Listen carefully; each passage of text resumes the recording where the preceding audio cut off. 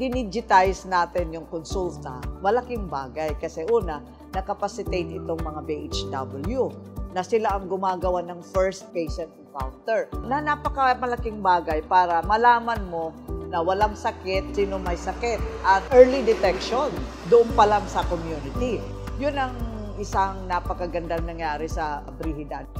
Kasi may mga data na tayo. May mga systems na tayong in-place. We can use that for scaling within the munisipyo at saka sa interlocal health zone and eventually sa province-wide. This project natin na ginawa 3 years in Tolosa, we have learned a lot. Tolosa has embraced it. Tolosa felt it's very important.